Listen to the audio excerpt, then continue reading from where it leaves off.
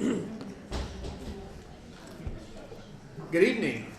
Welcome to the January 17th Jurupa Unified School District Board of Education meeting. Roll call, please.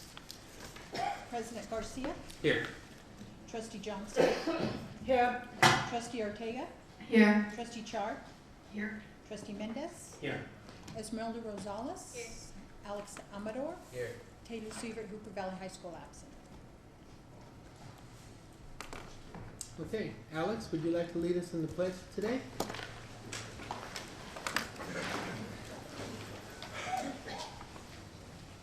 Ready to begin. I pledge allegiance to the flag of the United States of America and to the republic for which it stands, one nation, under God, indivisible, with liberty and justice for all.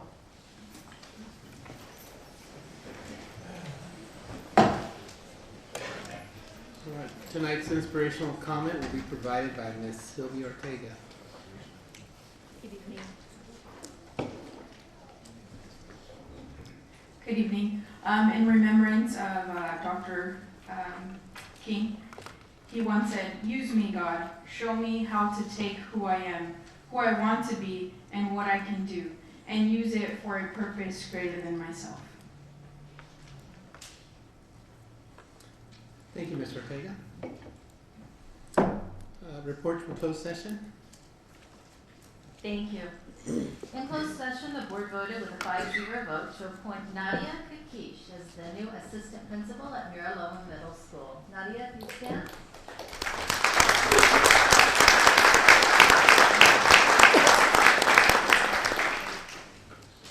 Also in closed session, the board voted with a 5-0 vote to appoint Anna Marie Martinez as the principal of the Learning Center. Congratulations to Anna Marie Martinez.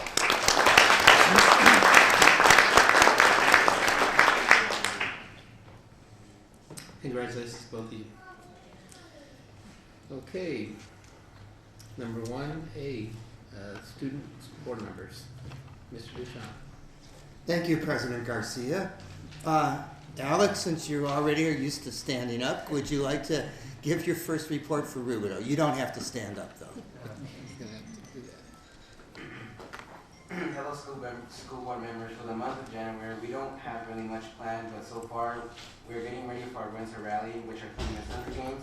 Our ASB is finishing up making props. We're also getting ready for the biggest dance of the year, which is our Winter Ball, including Preacher High and Hooper Valley. We're expecting about 1,000 guests in total.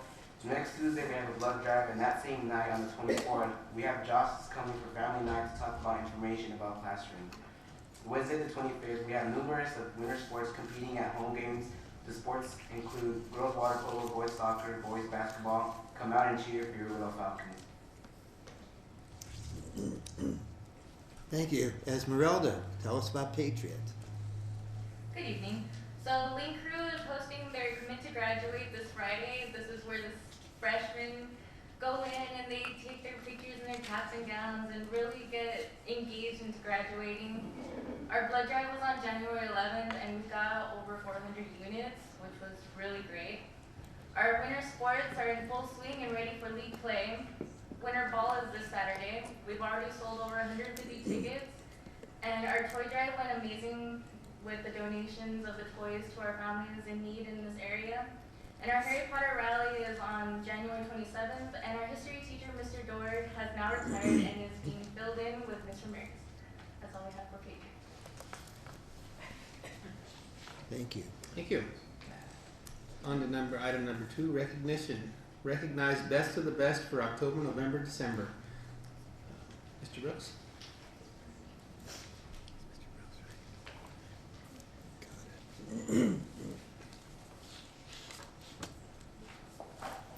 Good evening.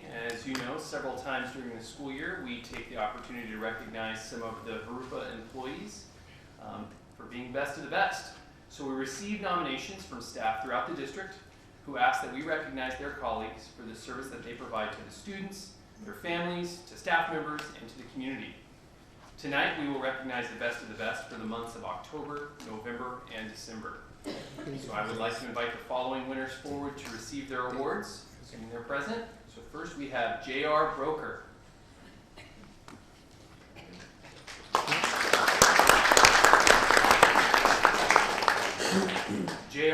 grounds worker for the district. Grounds workers, of course, are responsible for making the grounds of our campuses look great for the students who come to school each day, and JR is known for doing a remarkable job. He's hardworking and dedicated and known for always going above and beyond at the middle school campuses where he works. It's clear that he takes pride in his job, and his work helps the students and other staff take pride in their schools as well. Rain or shine, in summer heat or in winter cold, JR is out there making his school grounds look wonderful. He truly represents one of Jurupa's best of the best. We'll make sure he receives his certificate. Next is Roberto Flores. Over here? No?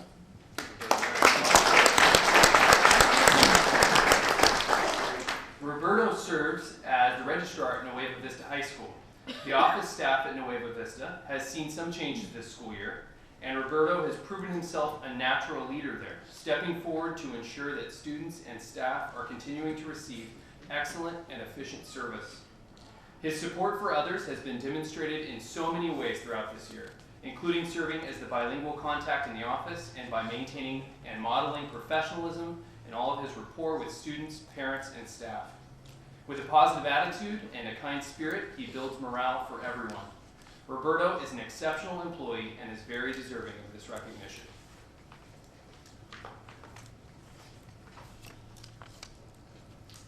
Next is Glenn Richardson. Is Glenn here?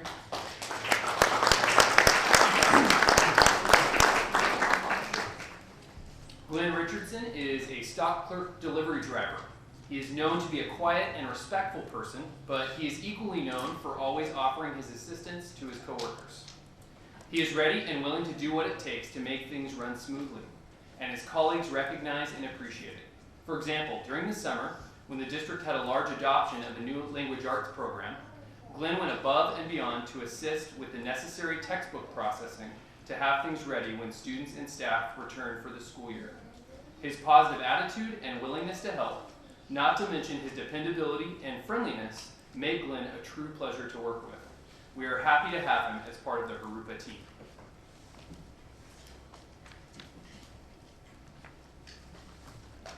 Next is Linda Fry. Is Linda here?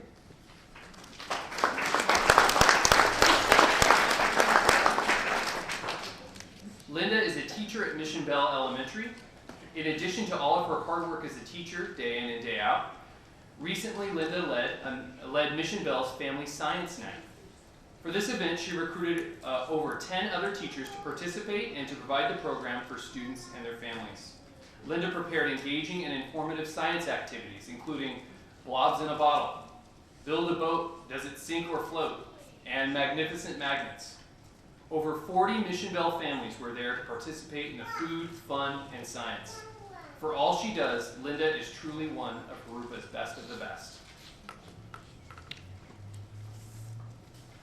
Next is Brandy Thomas. Brandy here.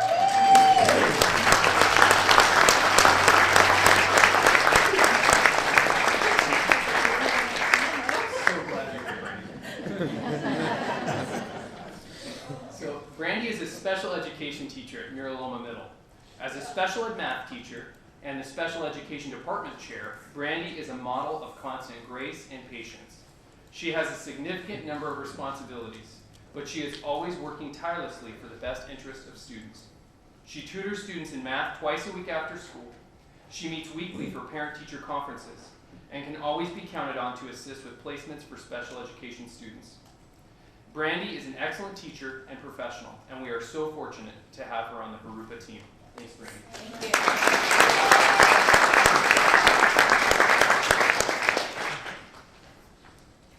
Next is Heather Wright. Is Heather here?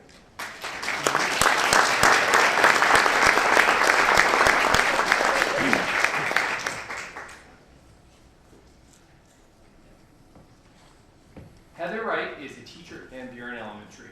In addition to her service as an exemplary first grade teacher, Heather is also the first grade level leader and the vice president of the PTA. In her support of the PTA, she charted a calendar of the school's activities and events for the whole school year, and she led the very successful membership drive and box top competition. Known to be an extremely dedicated and hardworking grade level leader, Heather seeks out lessons and activities to share with and to support her team. She has helped to provide for field trips by writing grants and starting a GoFundMe page. That's like a plug for your GoFundMe page. Heather is a truly vital part of the Jurupa family. Thank you, Heather, for all you do.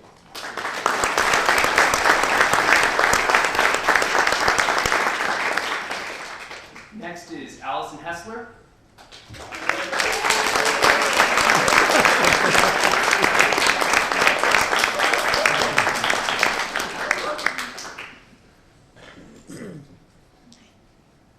Allison is the assistant principal at Mission Middle. Although she is relatively new to her role, she has fit in nicely at the school and is seen as an effective leader. Allison is confident, organized, and when it is called for, firm, while also being very warm and welcoming. She is known for supporting staff, students, and parents. She is often seen around campus checking in with staff and supervising students, contributing to the creation of a positive school climate. Her care and concern for the students and the community are truly genuine. We are so grateful that Allison is on our team.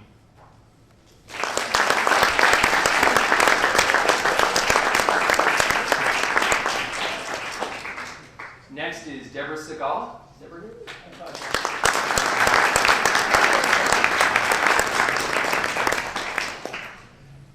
Deborah is the assistant principal at Jurupa Middle. Deborah is an excellent motivator and is very effective in creating great working relationships. She prioritizes the consideration of all the students' needs and is always thinking of what is best for her students. Deborah's hard work and exceptional work ethic have been very successful in the development of PBIS at the school, creating a positive and safe environment for all. Known for her accessibility, Deborah has an open door policy and a welcoming approach. Deborah is truly one of our best of the best. Thank you, Deborah.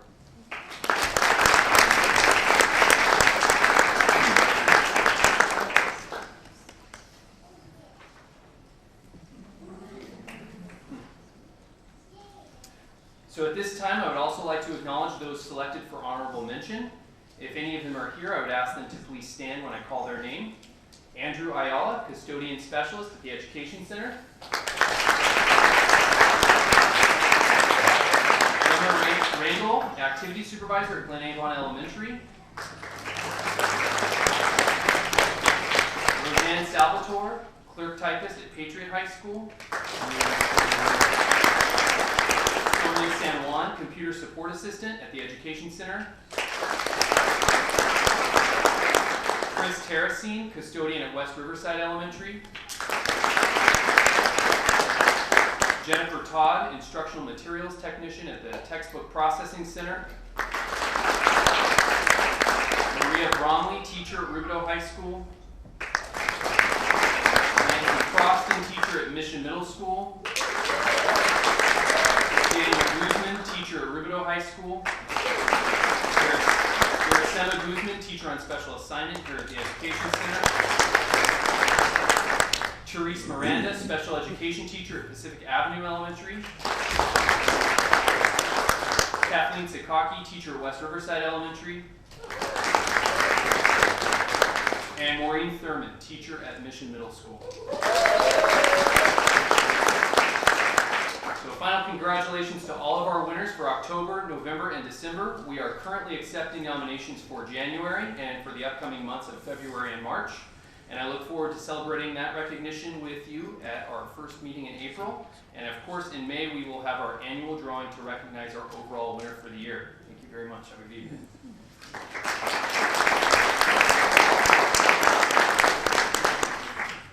Thank you, Mr. Brooks. Next, we have recognition for Mr. Campos.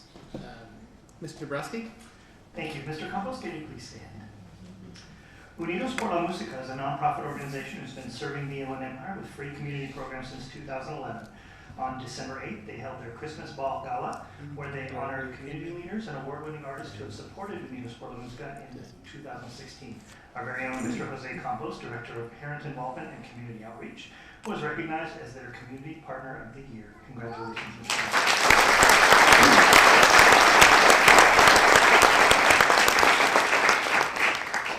Congratulations, Mr. Campos. Next, we'll move on to public verbal comments. And I've got two up here.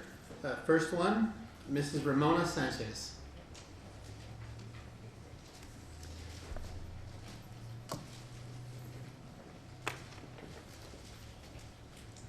Hi. Good evening. First of all, I want to say hello to the board and thank you for your work all these years that I've been working at Jurupa. And congratulations to our newest board member, Ms. Ortega. I'm a teacher over at Mission Vale Elementary School. And this year, I have TK and K combination class. And so I have the littlest Bruins on campus, and I work with Linda Goodhart, who has the oldest students, the 6th grade students. And each year what we do for Veterans Day is we choose a special person to honor.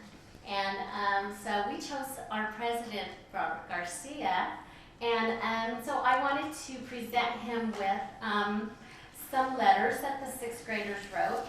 He already received a book from my students. And I just want to read a little bit about what they had to say to Mr. Garcia, and then I'm going to share a little bit about what Ms. Goodhart has to say about her students and what they learned about Mr. Garcia. Mr. Garcia, my kindergarten classroom chose to honor you last year for Veterans Day. You are a brave veteran who has served our country, and we enjoy our freedom with friends and family because of your service. We love to go to the movies, parks, restaurants, the cemetery, the beach, the swap meet, or play outside with farm animals, friends, or cousins. So we thank you. You are our hero. And you got to have, I hope you've enjoyed the beautiful pictures they had to give you. And the 6th grade students, there's over 60 of them that Ms. Goodhart teaches language arts to. They also have some nice letters for you. And Ms. Goodhart just wanted to say thank you so much for taking the time to invest in our students. Her students were beyond thrilled to meet you recently at our Santa's breakfast that you were able to attend. Her class learned about your military service as part of our Veterans Day study, and each student wrote a letter to you as part of our unit. So I hope you enjoy reading them. So thank you, Mr. Garcia, very much for coming to meet the students at Mission Vale, and for also meeting the families. And I just really appreciate that you continue to serve us here as a board president this year. And I'd like to give you these letters if that's okay. Yeah. Thank you very much.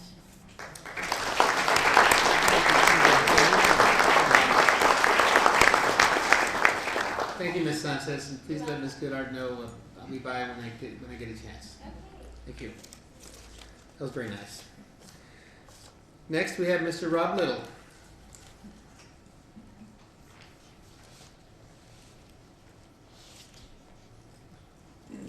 Good evening, President Garcia, trustees, Mr. Duchamp. In tonight's board packet, you have the initial bargaining proposal from NEA Jurupa. If you have not already, I ask that you take the time to look at it carefully, particularly the focus statement that is found at the beginning of the proposal. For the past 2.5 years, when I have spoken before the board, I have emphasized our desire for increased collaboration and communication with the district. Those sentiments are reflected in our bargaining proposal. There is progress being made, but there is more to do.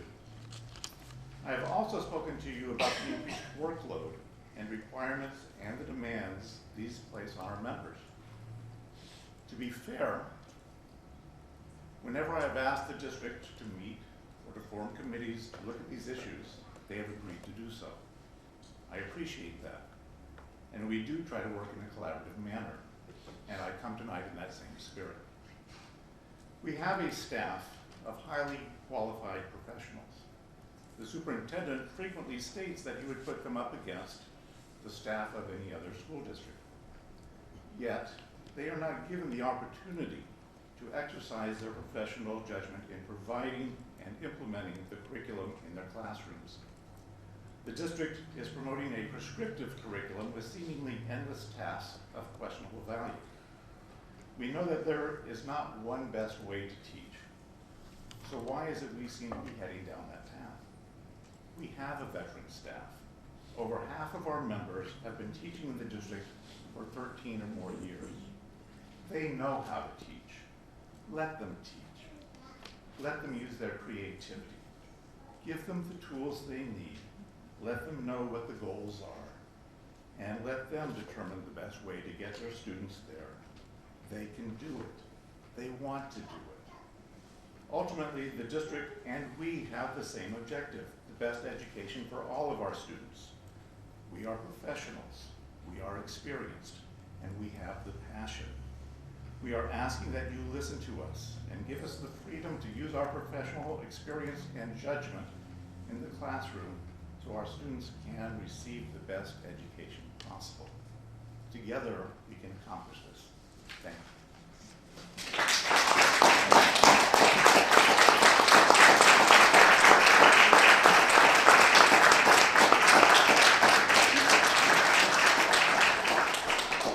Thank you, Mr. Little.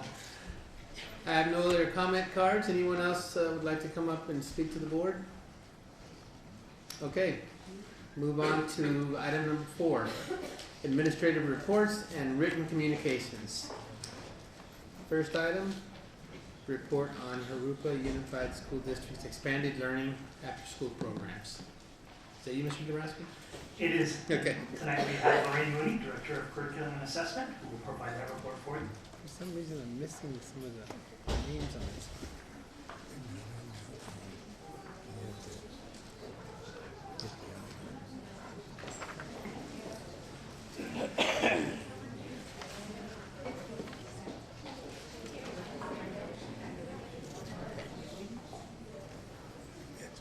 Good evening. As Mr. Jurupa said, my name is Lorraine Mooney. I've had the pleasure to meet most of you, and welcome to our newest board member. I work in the Ed Services Department, and one of my areas of responsibility is the expanded learning programs. So you do have a handout in front of you, and we do have a PowerPoint this evening. Expanded learning you may have known of before as after-school programs. We've coined the phrase expanded learning because the California Department of Education has recently updated after schools to be known as expanded learning because it really aligns with the school day and the non-school hour activities up through 6 p.m. daily that students are in attendance. And so it's really to expand the learning of our students, and therefore we reference it as expanded learning. On that first slide also, you'll see that there is a logo that shows Think Together, and you'll hear about Think Together tonight because they really are our partner in providing expanded learning in Jurupa Unified. I wanted to start off with sharing with you on that next slide about our funding sources. We do receive funding sources from the state of California to provide services in expanded learning through 2 areas. One of them is called ACES, and the other one is called 21st Century Community Learning Center Grant Funding.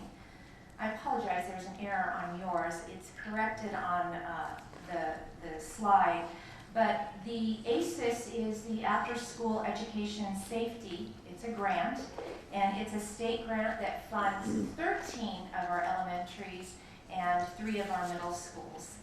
The 21st Century Community Learning Center grant, again, is a grant. It's state administered, but it is federally funded. And that's to provide funding for 5 of our sites, and I'll explain a little bit later as we move on how that's just a bit different in terms of that funding for the 5 sites. On the next slide, you'll see, to give you a little idea of how ACES funding works. It began back in 2002, hardly 15 years ago, with a voter initiative and a proposition, Prop 49, that was passed by the voters.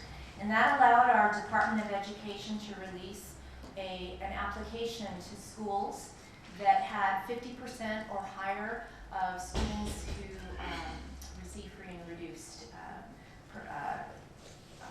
there on the free and reduced program.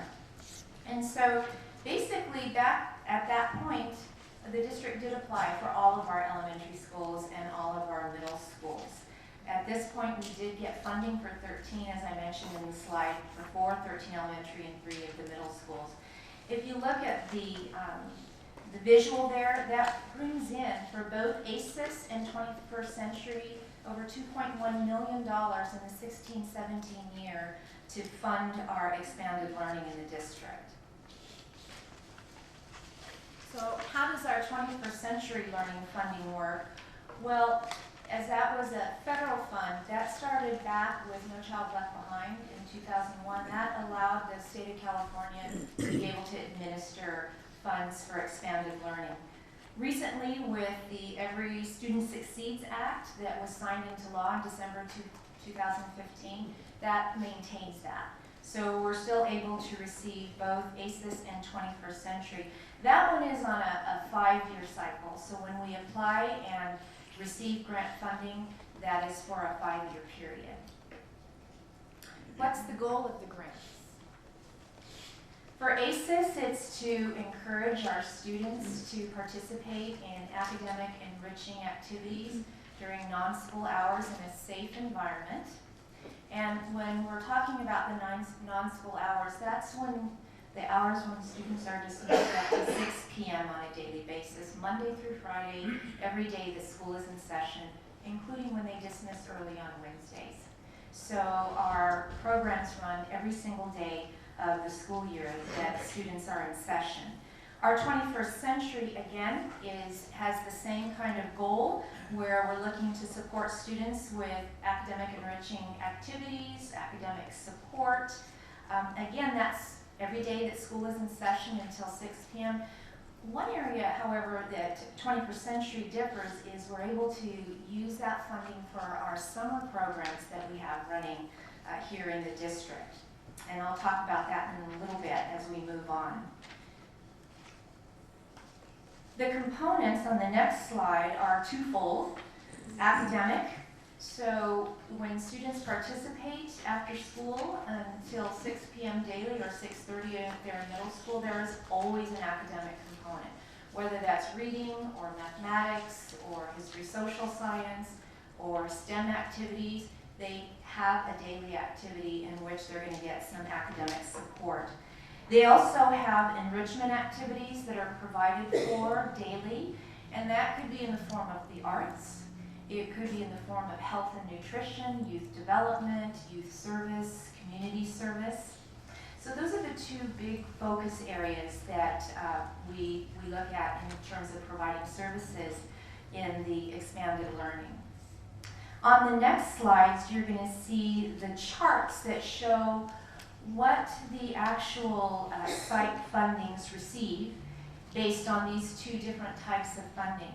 And the reason I put it out in these different slides is we actually, with the structure of support to the school sites, Think Together has program lead, those are the line staff.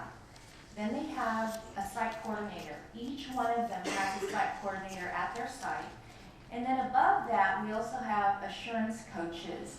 And those folks go out to the sites that are identified here, and they provide all kinds of coaching and support to make sure that we have well-run programs, quality programs, and anytime there are any kind of issues that need to be resolved, they're there assisting the site coordinator and making sure that our parents are satisfied, our students are, and that, of course, our students are safe and have a great time.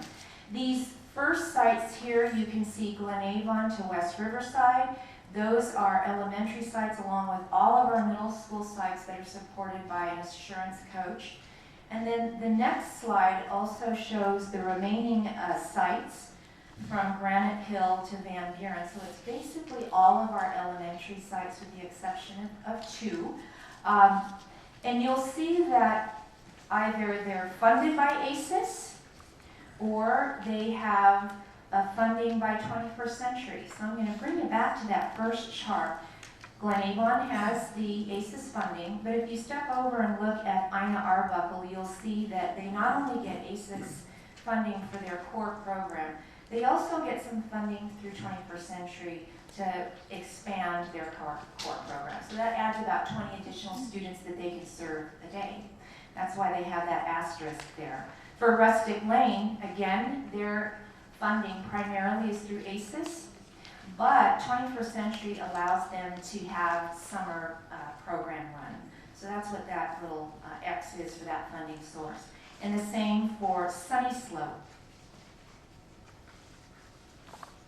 Granite Hill also has a similar expanded program, so they can offer 20 more spots for students on top of the 84 that the ACES core funding provides. And then Indian Hills is our only site that has their core funding through the 21st Century federally funded, state administered. All of these sites that have 21st Century funding also participate in summer program offerings, and that is the 5 sites.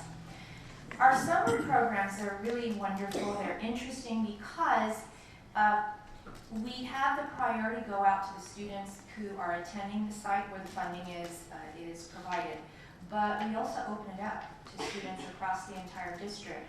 So for instance, if we have program running in the summer at Indian Hills, we could also offer it up to any students across the district. So I could have somebody from Camino or somebody from Sky Country, which is the furthest western school in the district, that can come in wherever there may be an opening, participate, whether it's at Indian Hills or Arbuckle or any of those sites that receive the summer program. And we do have students from all over the district that participate in the summer programs. I wanted to point out to you the special partnership that we do have with Think Together. Think is an acronym. It stands for Teaching, Helping, Inspiring, and Nurturing Kids. So Think Together. Again, that's our partner. We also have a contract with them. They are an approved nonprofit service provider for expanded learning. We've had a relationship and a partnership with Think Together since May 2007. They have come along with us as we've evolved. I think sometimes from what people understood as childcare to really youth development and expanded learning. They've helped us change and mold and grow our programs so that they truly are quality programs that we can offer students in the district and to families. You may be wondering what the attendance requirements are. The intent of the legislation is that students attend every single day up to 6 p.m. or 6:30 p.m. if they're in the middle school setting. Now, we do understand and we do have a provision because some students might have some concurrent activities going on. For instance, they might have a sport team they're involved in, or they might be involved in the arts such as dance, or they're taking piano lessons or music, or they have religious education that they're participating in, let's say once, some even twice a week. And so they might not be able to attend program up until 6 or 6:30. Those parents and students are asked to complete an early release. And so we work with our families who may have some other obligations, but they really are committed to attending our after-school programs. And so we allow them to attend knowing that they might have some other obligations, but we do communicate to our parents. We set the expectation that if students do participate, that they come every day to the extent possible and that they stay through the duration of the program that runs till 6 or 6:30 p.m. The next slide covers quality. Recently, with Education Code 8484, in the last 18 months, it has been determined by the California legislature that any kind of program serving elementary or middle students in expanded learning activities have to participate in a quality process, a quality review process. And so basically what that means is we have to glean from the stakeholders, and that means our parents, our students, our teachers, our principals, some kind of qualitative feedback on how they perceive and experience the programs. And so we call it CQI squared, Continuous Quality Improvement and Compliance, Quality and Innovation.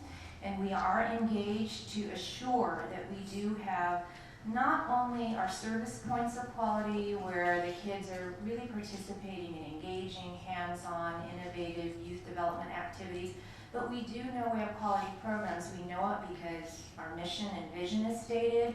We know that we have safe places for kids to be. We know that we have quality staff.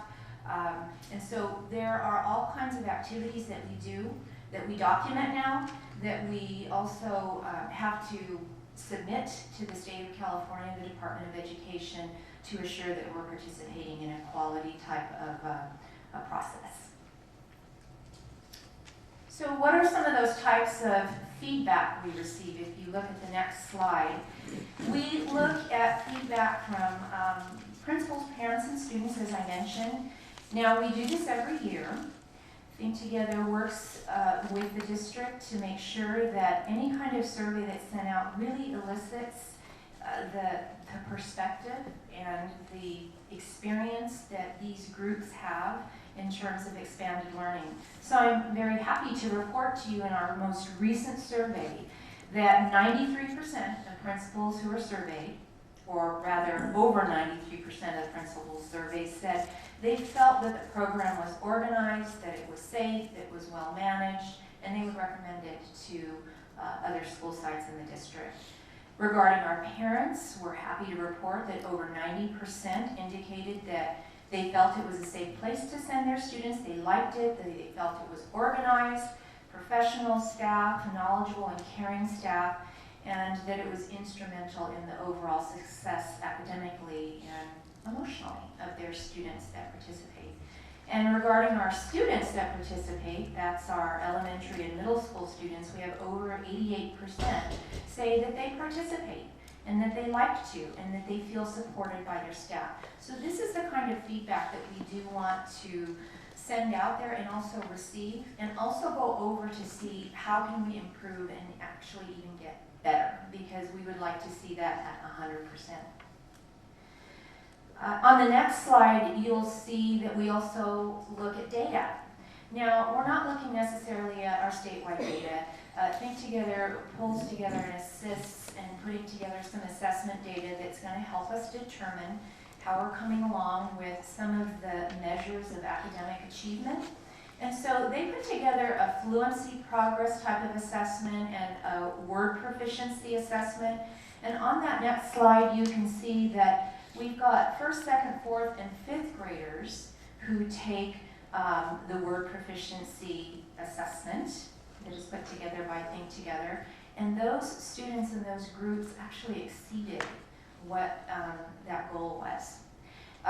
For fluency, and that is how students are reading passages and doing it without reading words and passages, sentences without error, that our fourth and fifth grade students, again, have exceeded those fluency proficiency levels. Just wanted to note again that those were Think Together assessments. This next slide just gives you more of the data table visual on that. The assessments, so this one was the sight word growth, was given 4 times a year, with the base being at the beginning of the year and the very last one being in April. You can see that the slide shows the bar graph. It's a progression. It's a nice bar graph with a pretty significant one, especially between December and February. And that shows you that the students have made very good progress towards that word recognition. And again, these are like some foundational skills that are going to help our students with their reading abilities. If you look at the graph on the chart on the right, for instance, for first grade, when they first took that assessment, the average is about 40 words recognized for all students taking that. When they got to April, the average was 171. So the proficiency was 150 words recognized. So they exceeded that, and all of those student groups did. With the exception of third, they were close. But again, this data gives us some information to go back and look at, but also celebrate our real growth areas that students have made through the year. The next slide focuses on the sight words. And again, the fluency levels. And we see that the 2 higher grades exceeded those levels. kind of makes sense because as we're moving along and moving out of the foundational skills into the fluency, you see our students are more confident and more capable as they are able to exceed that, although we did make some really good growth, and that's the key, is the growth that's being made. You might ask, what's the impact and value? And so I'll draw your attention to that next slide. If we were to quantify this and look at it, our attendance and expanded learning, which is Think Together, it provides anywhere from 531 to 619 additional hours through the school year, and that translates to 22 to 25 extra school days. So we are expanding their learning. It does make a difference. We have quality programs. We have waiting lists at a number of the schools. We have 100% average attendance for our summer programs. On any given day in this district, you will have 1,600 students in expanded learning Think Together enrolled all across the district in those 13 elementary, actually 14, and 3 middle school sites. Summer programs are run like a camp theme with all kinds of fun activities, but also engaging activities, physical activities. We have kids with an average, as I mentioned, 100% attendance. Again, our registration that opens up in late spring often fills up early. We have waiting lists, and we're very happy to be able to provide that kind of support to the families here in our district. And again, the great thing is although we do have a priority registration for those sites that receive the funding, it's open across the district, so we have lots of students attending. I do have a very brief video for you that captures some of these moments. I do have to say it's great to see we've been the students participate in all kinds of sports throughout the year, field trips. They're proud when they wear their uniforms. Some of our students, this is their first experience with doing any kind of organized sports. It's great to see our kids win the titles when we compete against competing region and districts for our middle school teams that are put together. So it's a beautiful thing. So I'm going to have James go ahead and put on the quick video. Sorry about that.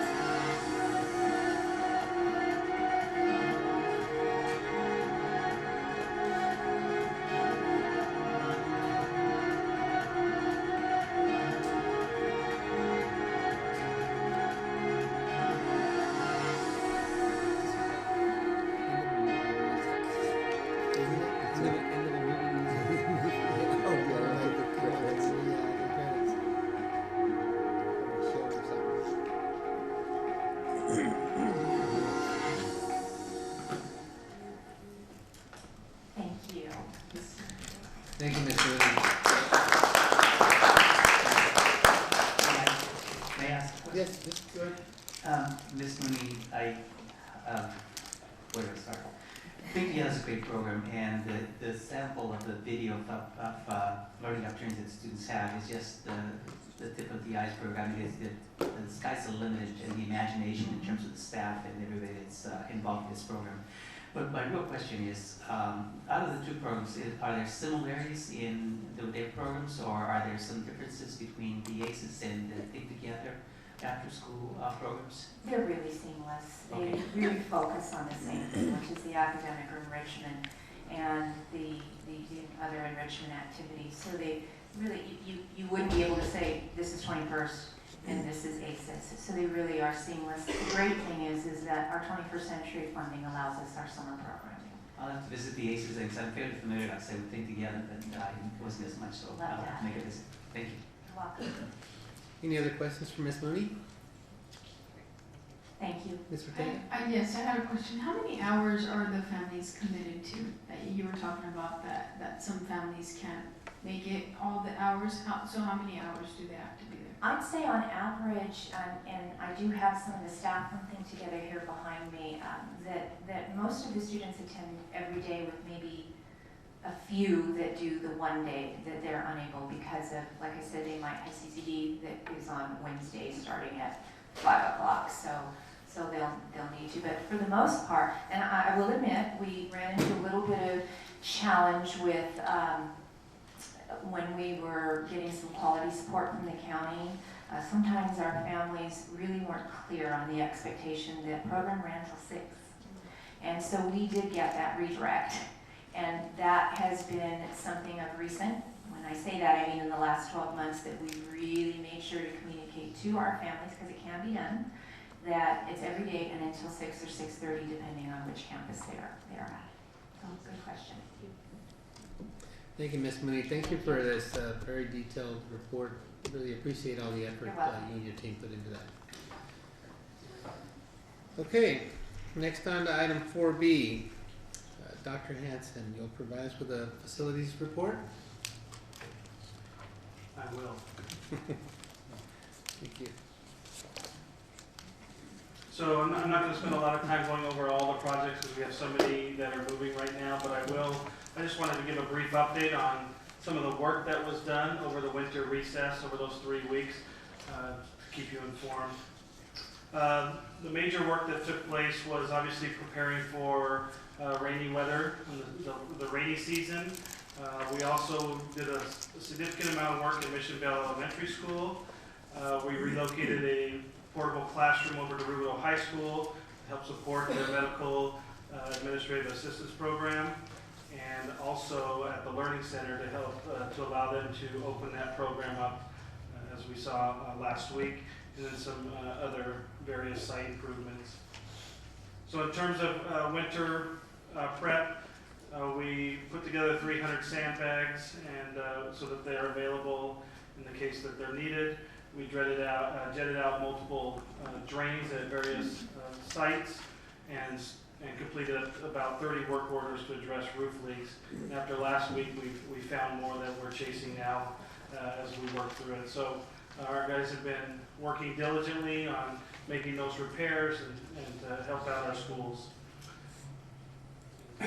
Mission Vale, there was a significant amount of work that needed to take place in a 3-week time span. And we relocated 4 portables. We had to move them out of the way so we could get ready to build a new MPR on that site. 2 of them were relocated on site. 3 of them were really relocated on site. 2 as classrooms.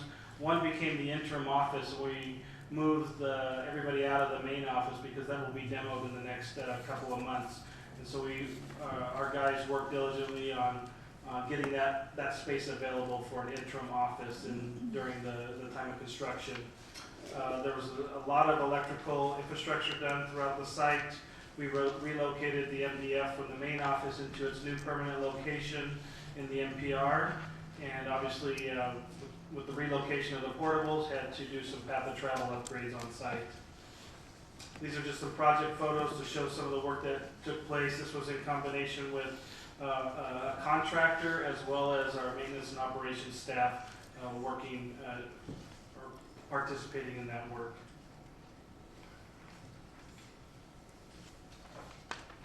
One of those portables, that was one of the four, like I said, was relocated over to Rubidoux High School, was set and placed there and connected so that they can increase their medical assistance program.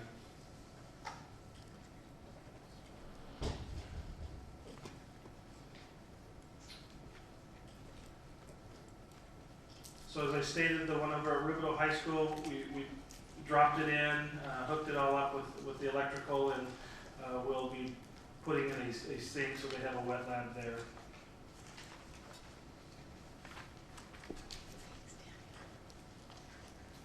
Some more pictures of that work taking place.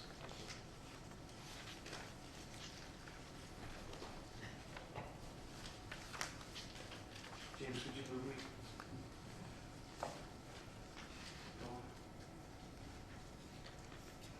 And then we also made some modifications to the room at the Learning Center so that they can start their adult education medical administrative assistant program.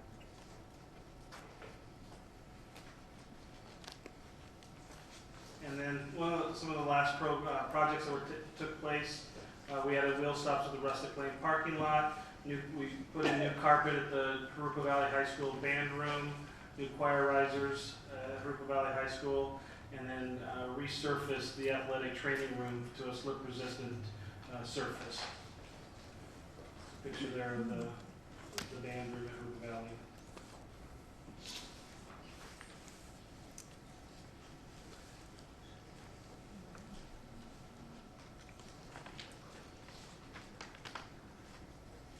I think that's it. The last one. So just really quick, want to thank the maintenance, custodial, and grounds crews for all the hard work that they put in over those 3 weeks.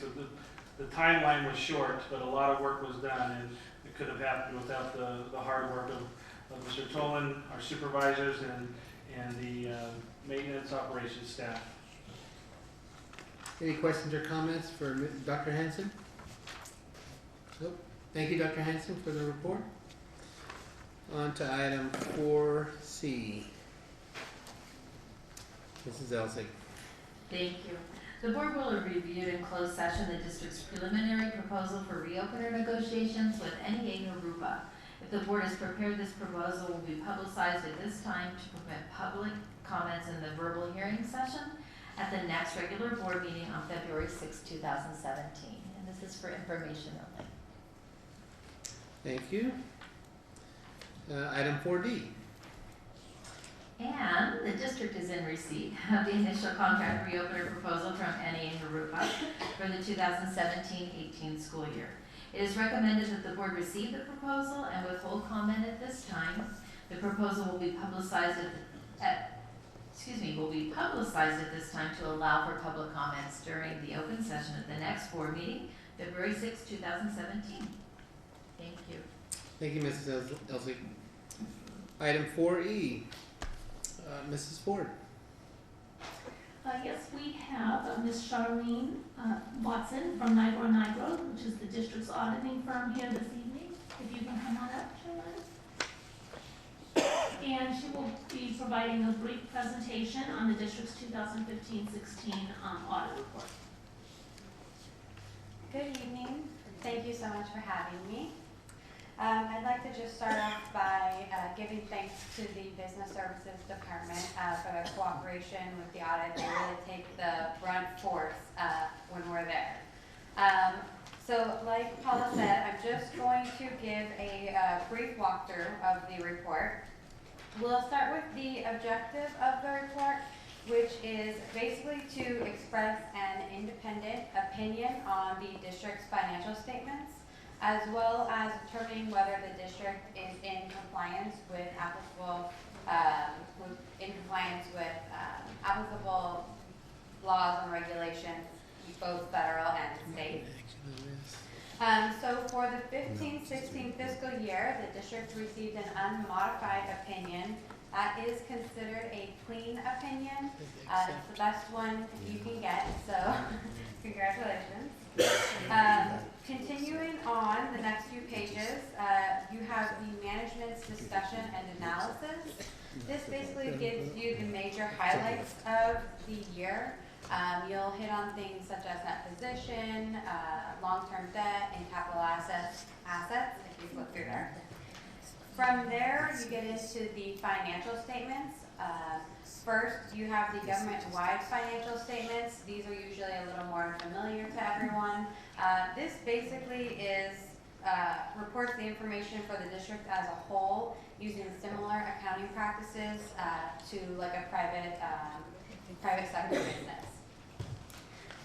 Next, you'll see the fund financial statements. These you're probably more familiar with. They look similar to your interim reports. Continuing on, you have the notes to the financial statements as well as the supplementary information, some of which is required by GASB or the State Controller's Office. I'd just like to point out, bring attention to one schedule in the supplementary information. That is the trend schedule. It's on page 66. It's a great snapshot of the district. It kind of shows where the district is, where they were, and where they're going. So if you just want a quick snapshot, take a look.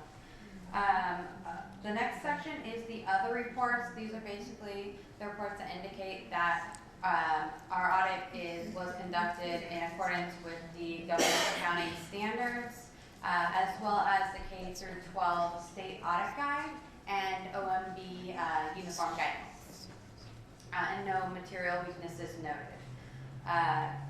Next is the section audit findings and question costs.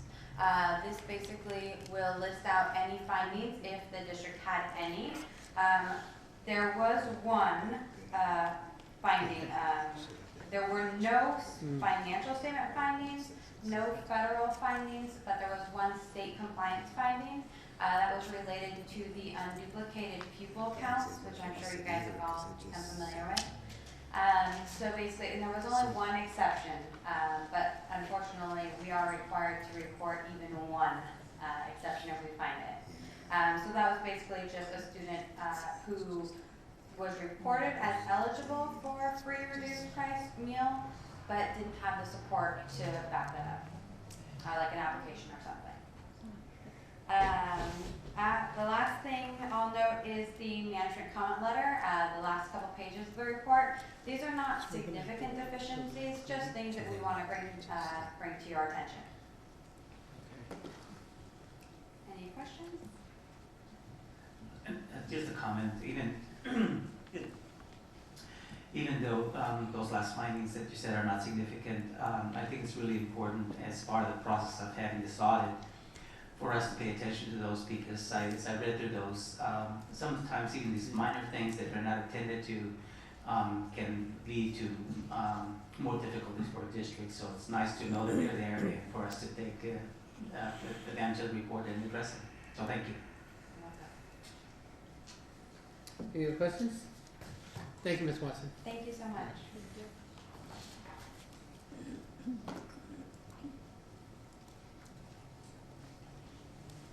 Item F. Mrs. Ford.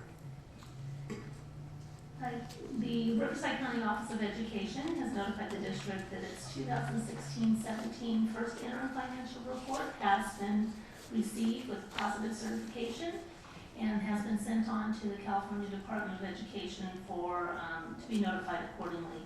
You have a copy of the letter from the Riverside County Office of Education in your backup materials. Any questions for Mrs. Ford? Comments? Thank you, Mrs. Ford. And on to item 4G, other written reports and written communications. Mrs. Ford has a report, and I'll have a comment about it. Okay, Mrs. Ford. Yes, we have one additional report. In anticipation of issuing Series B of our Measure EE facilities bonds, the district administration recently went through a credit rating review process with Fitch Ratings. As such, we are pleased to announce that the district was able to obtain a AAA rating. We are one of just a handful of districts that have been able to obtain that for the Series B issuance. And if this provided an opportunity for us to lower the district's overall bond finance cost through a lower debt service interest rate, as well as eliminating the need to purchase bond insurance, which provided more funds into the actual program. So overall, the result of the credit rating review resulted in debt savings of about $7 million. So over the course of the many years that, we will have of the bond payments. And I just want to thank Mrs. Ford, Dr. Hanson, Karen, Jackie, and all of the team. Just did a tremendous job in securing that rating. It was not easy, and I believe we were the first municipal bond or school district to go out with the AAA rating this year. We happened to hit the bond market on the best day in months, and we got a sub 4% rate, which is just tremendous. So thank you and congratulations to the team that did that. I have to say Mr. Duchamp helped as well. He was there answering those hard questions. Easy with you. Thank you. Great job, everyone, on that. That's really great. Next, give me a second here. Dr. Hanson, so we're going to hold a public hearing on the intent to adopt level 2 and level 3 alternative school facility fees. And I'll go ahead and open that public hearing right now. Is there any comments? Looking out in the public, are there any comments from the public wishing to speak on this matter? Okay, seeing none, I will close the hearing. Just move on back to that, huh? Right? Action items. And however you're going to pull the one. Okay, we're into the action session.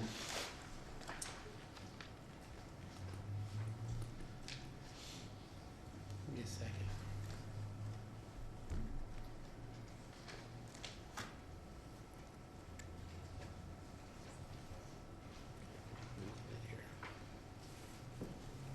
Make a motion to approve, adopt routine action items A1 through 44 as printed. Second. Second. If you want to pull an item, she was doing. Did you want to pull out, Sylvia? Oh, yes. I would like to pull item 38. Yeah, vote on separate. Okay. Can I get a motion to that, to accept items A1 through 37 Yeah. Do I revise my and motion? A39 through 44? Would you revise your motion, Mrs. Chard? I will revise my motion. Okay. I'll second. Okay. So we have a motion to accept items A1 through 37 and A39 through 44. Time for the vote. Call for the vote.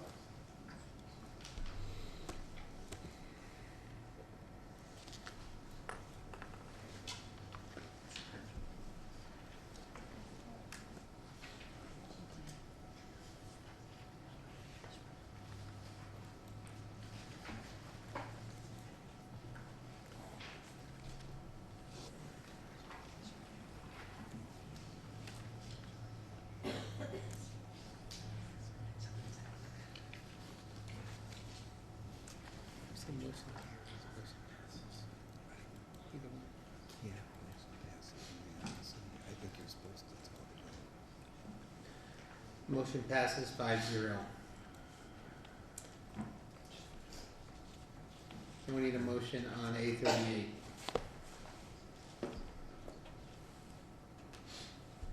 Anyone? You have to make a motion. To pass it.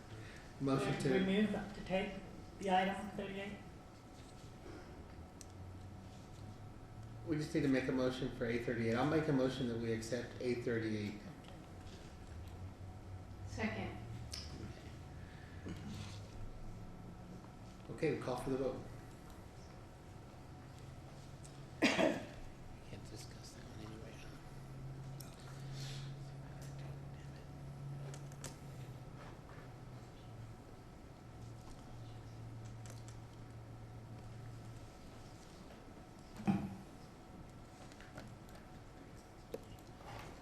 Motion passes 4-1.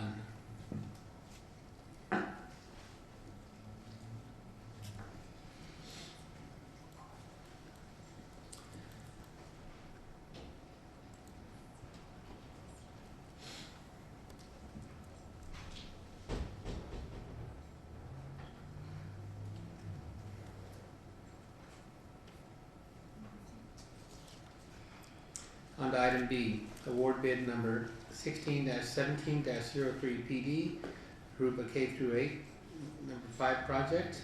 Dr. Hanson. Just bear with me as I read through this documentation.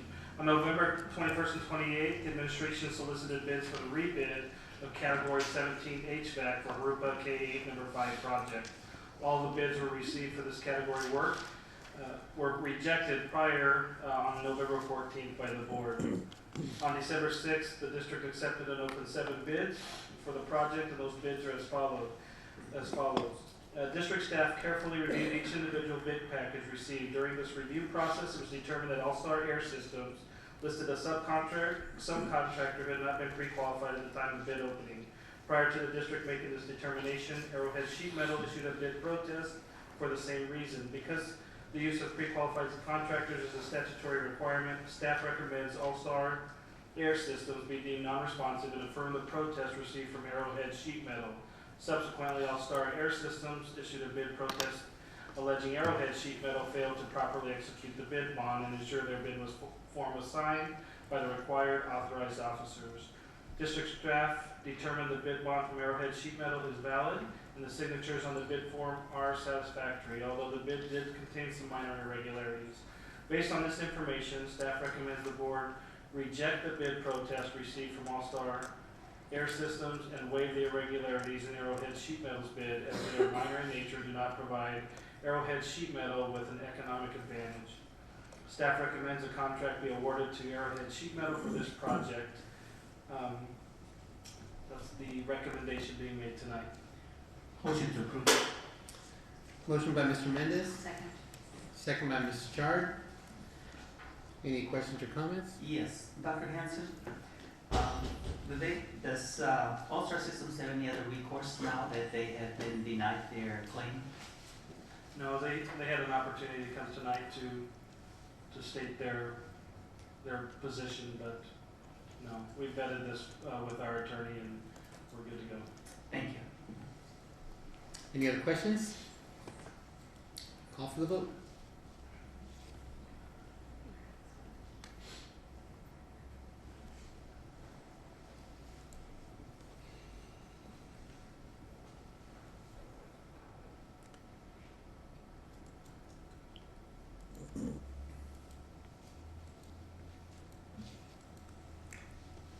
Motion passes 5-0.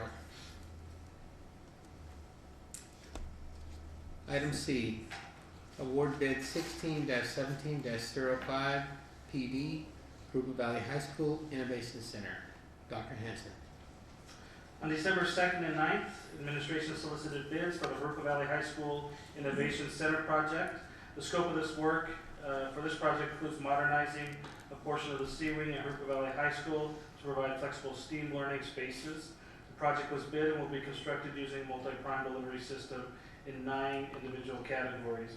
On December 22nd, we accepted and opened 44 bids from all the categories. 8 out of the 9 bid packages received for Category 17 HVAC listed a subcontractor who was not pre-qualified with the district. Based on this information, staff recommends to deem these 8 bidders non-responsive and the lowest responsive bidders in each category to which staff will recommend the board award the contracts are listed as follows.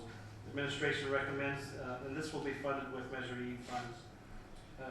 Administration recommends this evening that the board award contracts for bid number 16-17-05 PD, Jurupa Valley High School Innovation Center to the lowest responsive bidders as listed. Move to approve. Second. Motion by Mr. Mendez, second by Ms. Johnston. Any questions or comments?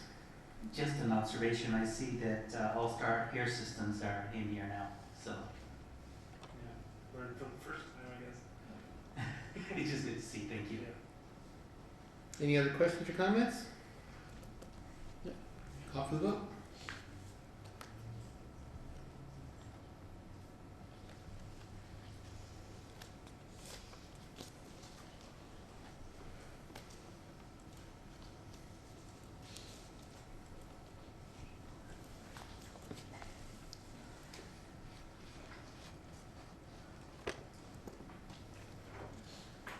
Motion passes 5-0. Item D. Award contract for Phase 3, Rubendale High School Concert Hall schematic design. Dr. Hanson. Yes, this is to award a contract to Architecture for Education to begin a schematic preliminary design for Rubendale High School Concert Hall. And I want to preface that this is just a schematic design. It's kind of a planning phase in case the state was to issue bonds on Prop 51 and we were able to receive those grants to help pay for that facility. But at this time, this is just a preliminary step in planning. What administration recommends that you award a contract in the amount of $101,837 to Architecture for E for Phase 3 schematic design for Rubendale High School Concert Hall. So moved. Motion by Ms. Chard, Second. second by Mr. Mendez. Any questions or comments? Call for the vote.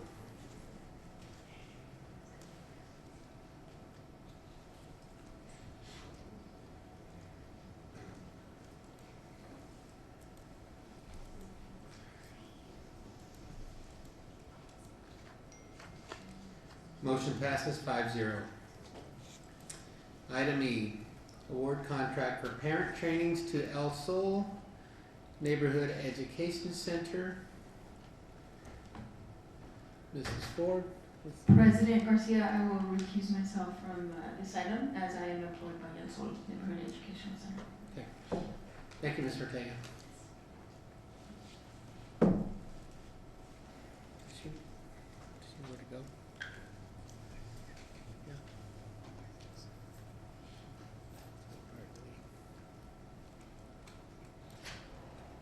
Can you go out there? Administration is requesting approval to award a contract to El Sol Neighborhood Educational Center to provide trainings to parents in the areas of technology, family literacy, and other programs that are currently in development by the Parent Involvement and Community Outreach Department, Mr. Jose Campos' department. The contract will be funded through Title I funds. So at this time, we would recommend the board award a contract for parent trainings to El Sol Neighborhood Educational Center in the amount of $2,500. Make a motion to approve. Motion by Mr. Mendez, Second. second by Mrs. Chard. Any questions or comments? Ms. Johnson. I'm not familiar with this. Can you tell me a little bit about that?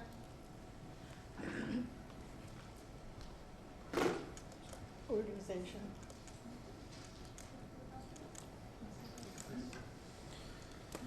It's this, I can tell you that they have been providing services to us that have been more on a volunteer basis, and just Mr. Campos has been working hand in hand with them. These particular services will be trainings that will be here in the district, so they'll hold those trainings, within the district. But it really is just that outreach to parents and continuing to build that partnership with our parents. it very much complements the program that we're doing with early outreach to new mothers. So they do home visits, they do a lot of interaction and support. Thank you. Okay, any other questions or comments? Okay, we'll call for the vote.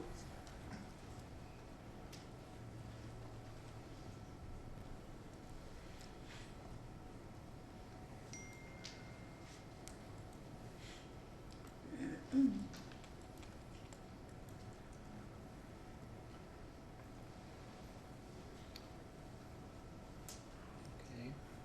There's the other name.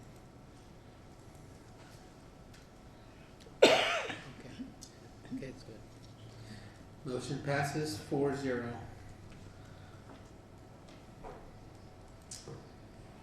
On to item F. Oh, yes, sorry. Sort of take that back in. Sorry about that.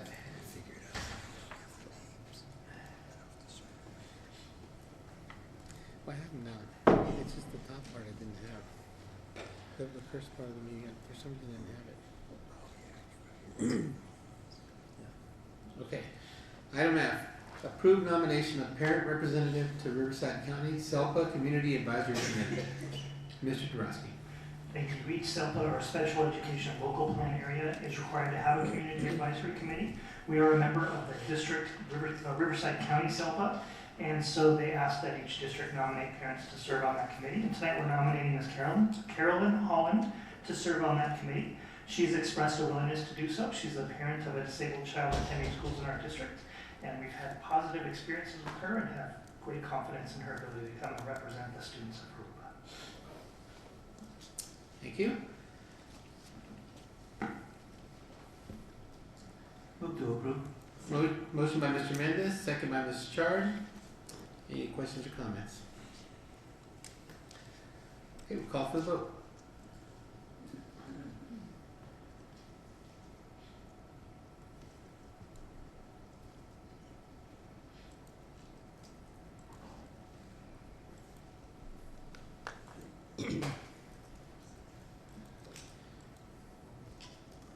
Motion passes 5-0.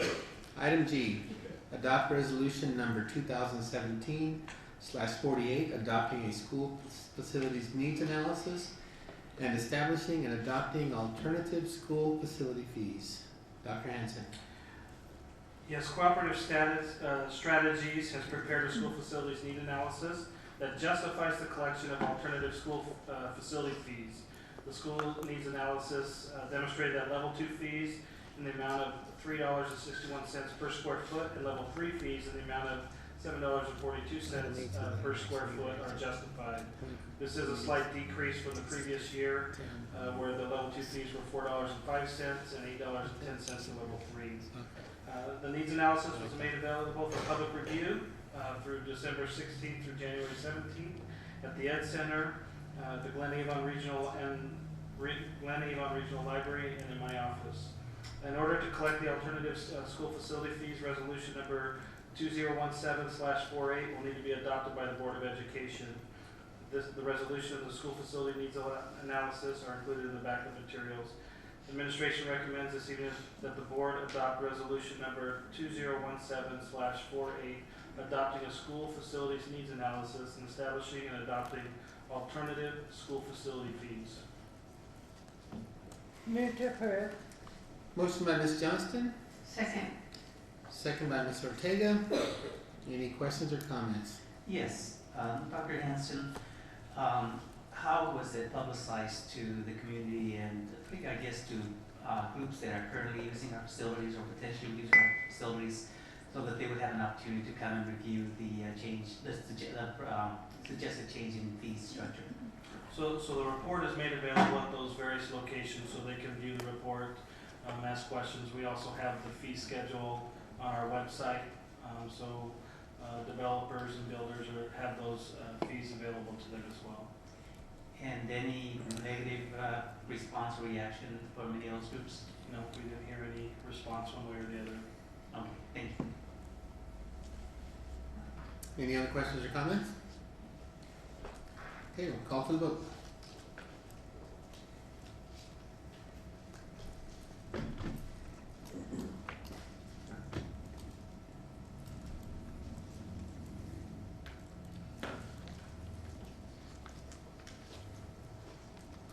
Motion passes 5-0.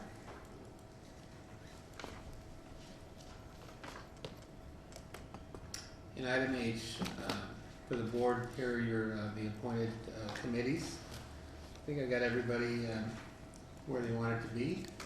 So look forward to a good year, 2007, and enjoy. Okay, finally, item I. Board member comments and committee reports. Well, we'll start with you, Mrs. Johnston. It was an eventful holiday season for me.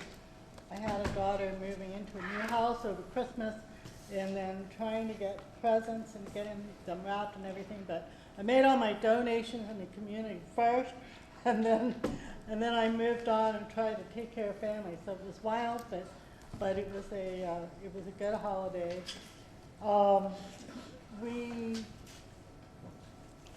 I attended on December 8th the California Teachers Association and NEA dinner, and my first time attending an adult event with the union, and I had a very good time. I look forward to doing that again. Also, on the date, I had ridden a bus with transit agency into town with Santa Claus on another event that I had, and it was the first time spur of the moment thing.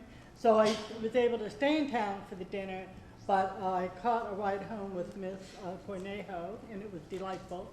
And I was so glad that we did that, because where she had parked her car far out, and I was actually worried about her because there was some guy standing there, and I said to my husband, it's a good thing we walked with her, and we came to the car with her. So anyway, so that was a fun thing. So I hope next year we can plan ahead with our Santa on the bus to see the Festival of Lights. It was a hit downtown on Main Street Mall, but we went all through Jurupa Valley on the 29th.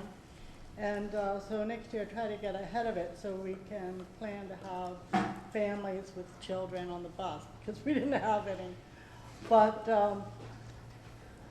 and that was that it for me pretty much? Oh, I did the January 10th medical assistant program. It was last Tuesday, adult school, and enjoyed it very much, although I nearly froze to death. But the food was good, the kids were great, and it was fantastic. And it was very well organized, and I was so happy to meet Anne Marie Montanez, and so happy to see how wonderful. I mean, it's so many buildings around there for different functions but it was so laid out nicely. We really had a good movement. And so the kids were catering, and they had a table for goodies, and we had a presentation, and then you could visit the classrooms after. So it was a great event. I'm so excited about the medical assistance program, and that we can have these kinds of programs in our district. It's I understand that the class filled up immediately. The classes are not wanting for students, that's for sure. So enjoyed it very much. Thank you. Thank you, Mrs. Johnston. Mrs. Chard. Thank you, Mr. Garcia. I want to congratulate our new assistant principal and principal for the Lurton Center at Maryland Middle School. I hope you enjoy your jobs, because I know that they're both great places to work. And I know that you'll do an outstanding job. Congratulate our best of the best for everything that you do. All of you, every time you're nominated for this, you know that there's somebody that is appreciative. We as boards are very appreciative of everything you guys do. And Mr. Garcia, congratulations on your honor bestowed upon you tonight from Mission Bell Elementary School. It's nice to know that our veterans are appreciated by the children.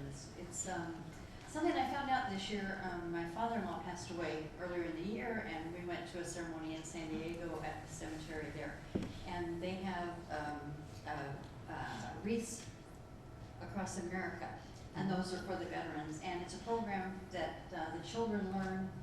The veterans work with children to teach them about the veterans and what they stand for and what they've done for our country. So you're working with the elementary school, maybe you can impress upon them a little bit about that program that goes on. It is done here at Riverside National Cemetery too. So, and it's a very nice, we do a little ceremony we didn't get to go to, but my brother-in-law went, and he said it was very nice. And then they place a wreath on the grave of the veterans. So it makes another acknowledgement of their service to us, and we appreciate everything they did. Ms. Mooney, thank you very much for your presentation. I was in on the ground floor of the Think Together program at Iron Arbuckle, so I know how valuable it is, and it's gone and it's gotten so large in our district, and it's very, very needed by a lot of families. And so I know there's probably more that can't get in even that would like to be in on it. So it's good to see that it's still going on after all these years. And for our district to get a AAA rating, I wish I could do that. But I think that's really good. That shows that we have such competent people in our district that are doing such wonderful jobs. Dr. Hansen with his coordinating so many projects at one time. I can't get the 2 projects going on at my house, and he does all of these at the schools, and then the whole administrative staff, everybody just does a great job, and we all come together as a team, even at the elementary schools, the high schools, junior highs, everywhere, maintenance grounds, all the stuff. Everybody comes together, the board comes together, and we appreciate everything that everybody does. Thank you. Thank you, Mrs. Chard. Ms. Ortega. I wanted to say thank you to some of the warm welcomes I got from the public. It's nice to be here and to be back home, like I say. Some of the events we were able to go, President Garcia and I, we went to, Duchamp, Superintendent Duchamp, we went to the Riverside County superintendent, and we were there in a training, and right after, or in the middle, they stopped the training to introduce us to the new Dr. White, which is our new county superintendent. So it was really nice to be there and be the first ones to get to meet her, so it was really nice. As well as Trustee Johnson, we were there at the Learning Center. It was phenomenal. Again, I'm just overwhelmed with so much joy and pride to be here, a product of this district, and see how much it has grown, and for the leadership of both of you to take on those roles. It's beautiful. So congratulations for that as well. One of my highlights for today is that my niece, and she'll probably be watching this video afterwards, and I promised her that I would give her a shout out. It's her birthday today, so this morning before I went to work, we were singing at ABC's with her, and she reminded me it was her birthday, and I was like, I know it's your birthday. So we'll be able to celebrate with her afterwards. So thank you. Thank you, Ms. Ortega. Mr. Mendez. Those training sessions are always great, and I had wanted to attend, but I was not able to do that, so I'm glad that the two of you were able to go, and that it was successful and great training. You learn an awful lot when you go to those meetings, and it's important to have them here in our region to attend. But congratulations also, President Garcia, for your honor in being nominated or selected and honored there by the children and the staff at Mission Bell. Well deserved. Congratulations to Mr. Campos also. He just continues to be amazing at how he continues to make an impact with our students, with the context and his involvement in the community, and the recognition that he received as Community Partner of the Year is definitely well deserved, judged by the quality of his work and the tremendous commitment that he has to improving opportunities for our students and our families in general in this district. I'd also like to thank Ms. Looney for the presentation. In the expanded opportunity programs, it's wonderful that we continue to get funding for these programs, and it's great to see the quality of those programs and the impact that they have on our students. That's very welcome and very wonderful to have here in our district. And again, it impacts not only the individuals but the families as well. Credit rating, again, yes, acing that is just an incredible feat, and it's like winning the gold in the Olympics. So everybody involved in that, continue going for the gold. We love that. Let's see if I have anything else. No, just really as we it seems like we're already well underway into another new year. Best wishes for a fabulous new year for everyone. So thank you, and we'll see you the next time. Thank you, Mr. Mendez. Just a few things. Ms. Montanez and Ms. Takish, congratulations to both of you. Look forward to you doing great things.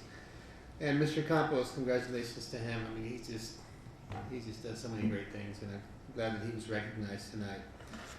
And of course, the AAA rating, that is really awesome. The best of the best. Congratulations to all of them. I did have an opportunity to go with Mrs. Ortega. Ms. Ortega mentioned at the training that there's a new board member training, but you always seem to learn a little something new. So it was nice to, and it was also nice to see Dr. White come in and a couple other board members that we know. Finally, I just wanted to thank Ms. Ramona Sanchez and Ms. Goodart. I know they're doing a great job with the kids out there. A lot of schools are with veterans, and I'm glad to see that. And it's just amazing. You know, I go to the school and they recognize me and want to take pictures and stuff. So it was really, and the ones that she gave me last time were from the kindergartners, so they were kind of cute. Well, I'm sure these are good too. But you know, she's I don't know. I don't know if you guys saw me blushing. I was kind of blushing. But anyway, it's quite an honor, and I love going to the schools. So anyone who wants me to come out, I'll try to make it out. And now we've got to adjourn back in a closed session to finish some business. Thank you very much. So we're re-adjourned to open session at 8:18. Mrs. Elzig, would you please report out? Yes, thank you. The following action was taken place in closed session. The board voted by a 4-0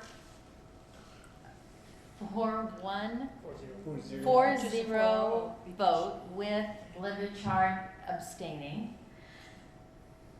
Sorry, strike that. Not abstaining, it's 4-0 vote because she couldn't vote at all. You know what, let's do a do-over. That's not the one I'm voting, I'm reporting out the wrong one. We don't report that out. Okay. One more go at that. Okay, take two. The board voted in closed session to accept the resignation agreement of employee number 154468, and that was with a 5-0 vote. Thank you. Thank you. That's it. You know, that's it, huh? Yeah, it was. That was the other one. Oh, That was the agreement. Oh, I'm sorry. Yep. That's why I got blocked. Okay, all right. Okay. We are now adjourned.